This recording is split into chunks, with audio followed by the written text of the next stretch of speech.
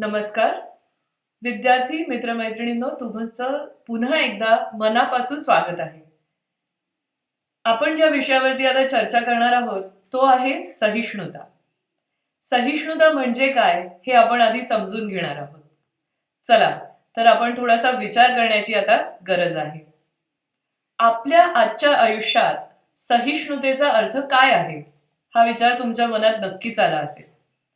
सहिष्णुतेचे विविध प्रकार आहेत का हाही एक प्रश्न तुमच्या मनात येऊ शकतो. विविधतेबाबत मी अधिक सहिष्णुता कशी दाखवू शकतो, पुढे जाण्याआधी मी एक छोटंसं तुम्हाला एक्सप्लेनेशन देते. सहिष्णुता म्हणजेच आपण त्याला सहनशीलता असेही म्हणतो. आता पुढे जाऊया.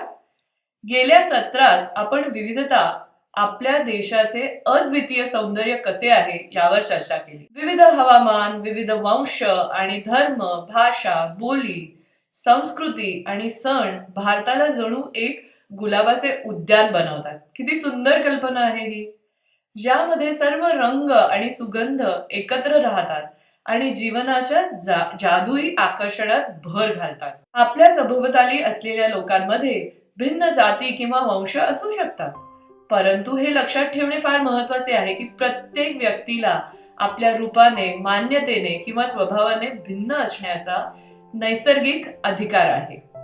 सहनशीलता किंवा सहिष्णुता म्हणजे तुम्हाला नापसंत असलेले वागणे किंवा असहमत असलेल्या मतांना विरोध न करता त्यांचे अस्तित्व मान्य करण्याची क्षमता आणि इच्छा. म्हणजे सोप्या भाषेमध्ये काय, जर इतर लोकांचं वागणं तुम्हाला आवडत नसेल, त्यांचं जो मत असेल ते तुम्हाला पटत नसेल, तरी सुद्धा ते वागणं तसं आहे आणि ते मत तसं आहे हे मान्य करण्याची तुमच्याकडे क्षमता आणि तुमची इच्छा असली पाहिजे. म्हणजेच काय, तुम्ही सहनशील आहात. दैनंदिन सामाजिक जीवनात ज्यांच्याशी आपण विविध कारणांनी संपर्कात येतो त्यांच्याबद्दलचा आपला दृष्टिकोन पक्षपाती नसावा. खरे तर इतरांप्रती पूर्वग्रह न बाळगता किंवा टीका न करता पाहणे हे सहिष्णुतेचे लक्षण आहे. प्रत्येक बाबतीत सहनशीलता असल्याशिवाय विविधतेतील एकता अशक्य आहे. लक्षात ठेवा, सहिष्णुता आणि तडजोड हे समान नाही. तडजोडीमध्ये काय होतं, इतरांना वेगळे राहण्याचा जन्मसिद्ध अधिकार आहे हे नैतिक तत्व कुठेही आढळत नाही. इतरांपेक्षा श्रेष्ठ असल्याची भावना न दर्शवता सहिष्णुता आदर, दयाळूपणा आणि इतरांबद्दल योग्य वृत्ती दर्शवते. ज्यांना जीवनात कठीण अनुभव आला असेल अशा इतरांच्या कडू शब्दांवर सहनशील व्यक्ती कठोरपणे कधीच प्रतिक्रिया देत नाही. तथापि इतरांचे भिन्न विचार, पसंती आणि वागणूक सहन करणे याचा अर्थ स्वतःवर किंवा इतरांवरील अन्याय आणि भेदभाव सहन करणे असाही होत नाही. भेदभाव आणि अन्याय नेहमीच सामाजिक स्तरावर असहिष्णुता वाढवतात आणि सार्वजनिक हित आणि शांततेसाठी हानिकारक असतात. आम्ही असे अहवाल ऐकतो की काही समाजांमध्ये सामाजिक अन्याय वाढत आहे आणि त्यामुळे गंभीर सामाजिक अशांतता आणि संघर्ष निर्माण झाला आहे. अन्याय होत असताना गप्प बसणे म्हणजे त्यात भागीदार होणे हे आपण लक्षात ठेवलं पाहिजे.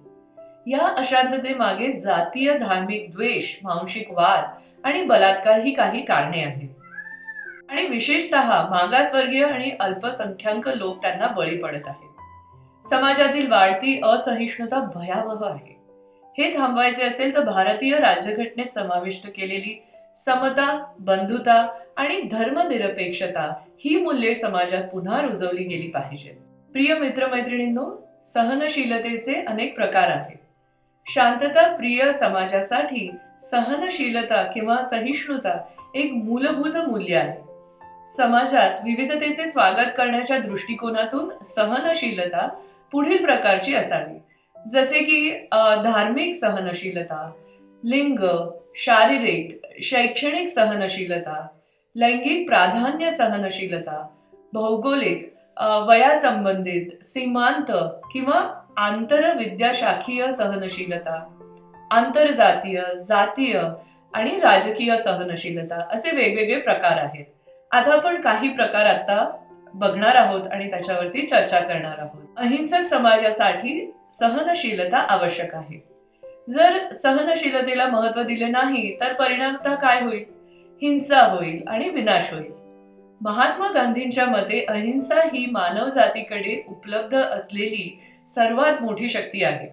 मनुष्याने कल्पकतेने तयार केलेल्या सर्वात शक्तिशाली विनाशी शस्त्रापेक्षा ती शक्तिशाली आहे. ते म्हणतात की त्यांनी हिंसेवर आक्षेप घेतला कारण त्यातून जे काही निर्माण होते ते तात्पुरते चांगले असते, परंतु त्यामधून निर्माण झालेले वाईट मात्र कायमस्वरूपी आपल्यासोबत राहते. धन्यवाद.